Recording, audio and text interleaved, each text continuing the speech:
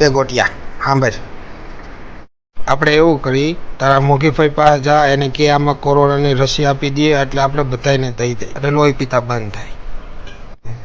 નહીં તારે એકલાને જ દેવાની હે?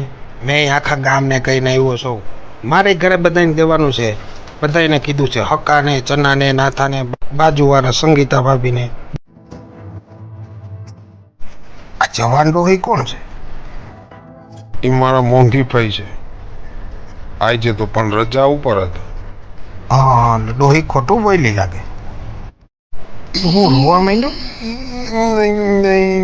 નહીં હારો વાગ્યો.